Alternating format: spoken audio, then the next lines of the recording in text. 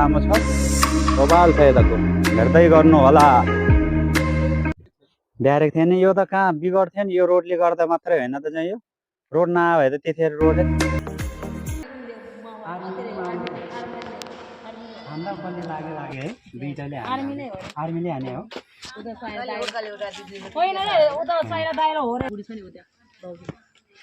म त त्यो बेला माइतमा यहाँ थिएँ यहाँनिर मेरो बच्चा चाहिँ यत्रो घर त थिएन नि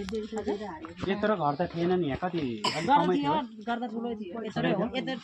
गर्दा अब त्यो बेलामा खारले डराउनु भयो होला है होइन मलाई मेरो यसको बाउ थियो मेरो काफ्रेमा मेरो माइत थियो म आएर भोट ल्यानेमा मेरो आफन्त थियो आइनी अनि त्यो सबै आन्दोलन भयो होला यो आर्मीहरू छ नि तपाईँको कति घन्टा अगाडि आएर बसेको थियो ठाउँमा म त त्यो बेला माएर मैले पछि आयो अनि त्यसपछि भान्जाको बुबा हो त्यो बेला अनि आर्मी पनि चढ्यो यो डाँडो चढ्यो अनि चढेपछि हामी त्यो माओवादीहरू कहाँबाट आउनुभयो कहाँबाट सबै आएर घेर्यो भनौँ न घेरेर अनि यहाँ त कुराउ भएको थिएन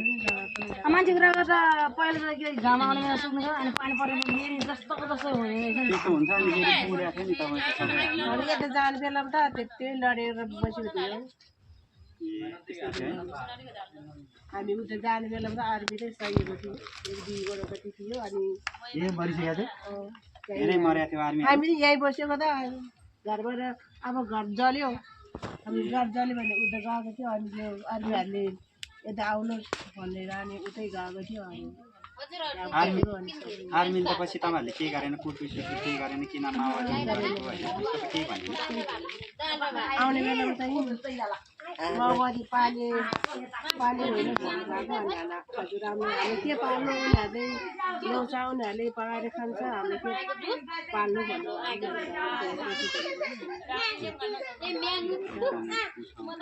अब अनि उतै गयो है अनि उताबाट माथिबाट फेरि हानेको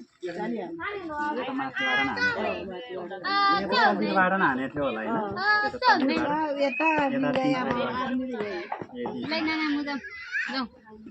आर्मी चाहिँ यहाँ मात्रै थियो र दिदी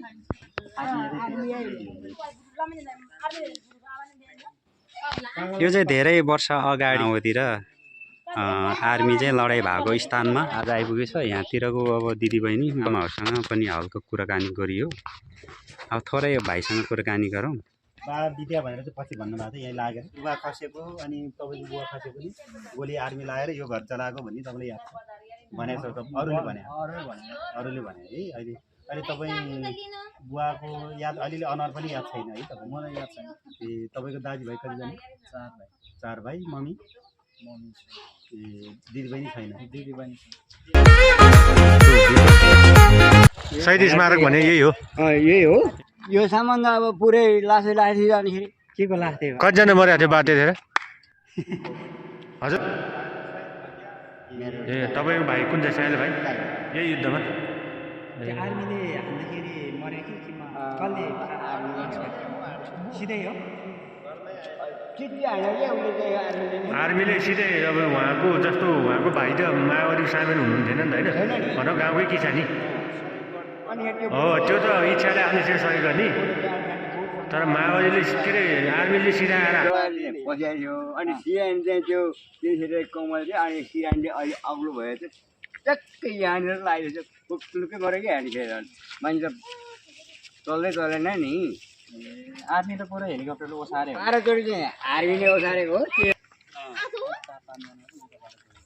62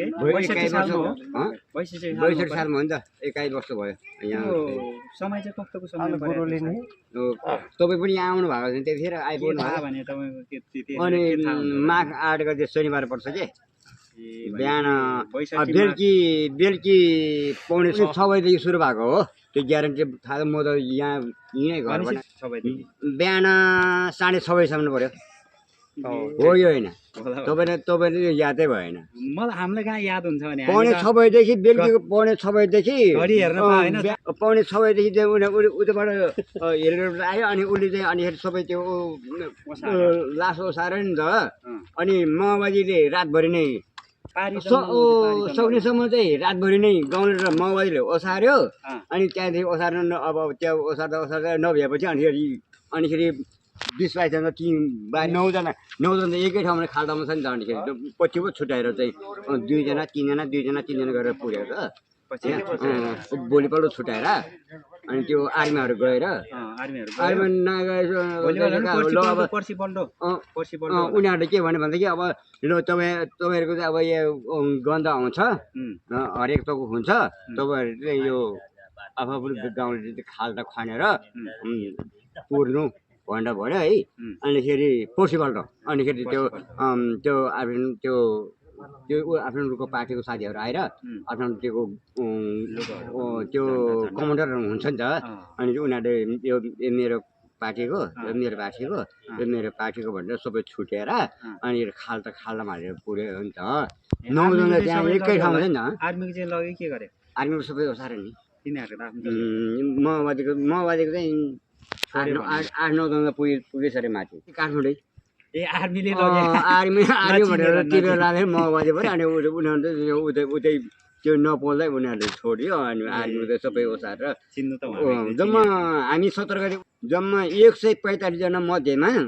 आर्मी कतिजना फर्केर गए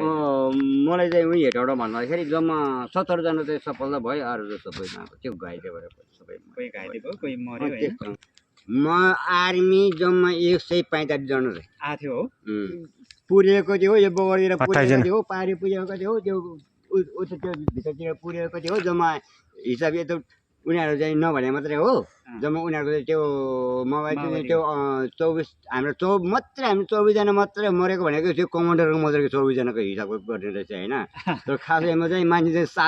चाहिँ गयो त्यति चाहिँ फरकै पर्छ जम्मा 27 जना त हो माओवादीको अनि के होला उनीहरूले नदेखा मात्रै हो जम्मा जनता चाहिँ यहाँको स्थानीय बासिन्दा चाहिँ कतिजना पऱ्यो तपाईँ भाइ 2 जना अनि उहाँ तल लमगानको भवनको माथिबाट हान्दाखेरि मर्यो नि त माथिबाट त्यो चाहिँ माथि डाँडामा पऱ्यो भने त त्यो उसको एउटा जानको एउटा भुता पनि नपर्ने अनिखेरि त्यो बच्चा चाहिँ माथि यस्तै बार्सेल नसुलाइरहेको छ अनिखेरि बम चाहिँ यस्तै घर पछाडि खाल्डा थियो त्यो खाल्डाबाट गर्दाखेरि अनि हिँड्ने टाउकै परेछ अब छर्रा परे लत्तै गिरी नै निस्क्यो 3 वर्ष 4 वर्ष बच्चा 3 जना मरे अनिखेरि त्यो त्यस्तो भयो अब के गर्ने अब त्यस्तो अहिले मैले त्यो भने कसले हिजो बिहानको कुरा गरेर कुरा नगर्नु मसँग काली लाग्छ है तपाईहरुलाई त है काली लाग्छ नि एकदम है अब त्यो भनेर सती छैन नि त अनिखेरि जतिसम्म चाहिँ दुःख चाहिँ जति परेको चाहिँ भोगेको छ जति अब जे साधना भइरहेको छ बेकार मान्छेलाई सुनाएर के फाइदा छ हो मेरो त अहिले नै छ नि हो त्यो गोली छेडेको कराई त्यो तरकारी पकाएको अनि माथि त्यो कोदाली सबै छेडेको मुजी डाँडा भाटा दलिन खामा सबै छेडेको छ अहिले नै हेर्नु न अहिले नै झुटो छ चुबुरहरू बसिरहेको अब उनीहरू त्यति रुखहरू त केही थिएन नि तपाईँको धुलै अनि हामीले चाहिँ त्यो चाहिँ छेडी परेको छ भनेर चाहिँ तिम्रो चाहिँ अब अहिले चाहिँ किन्नु पर्दाखेरि चाहिँ अब अहिले त्यो घर बनाउनु भयो 12-13 लाख पर्छ होला हो कि होइन कसैले हामीलाई 1 पैसा ल तिम्रो चाहिँ घर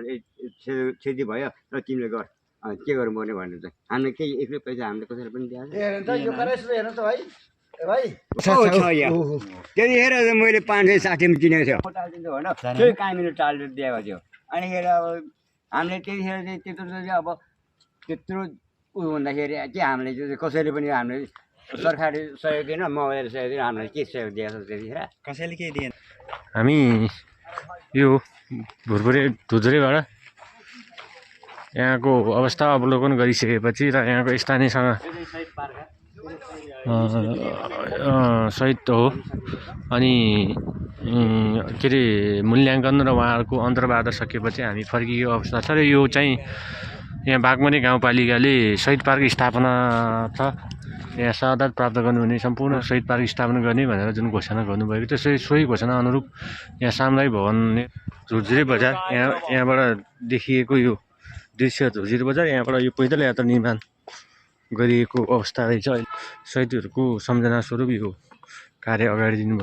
अगाडि बढाइदिनु भएकोमा बागमती गाउँपालिका र यहाँको जननिर्वाचित जनप्रतिनिधिहरूको सम्पूर्ण टिमलाई हार्दिक बधाई छ, धन्यवाद ज्ञापन गर्दछु। नमस्कार।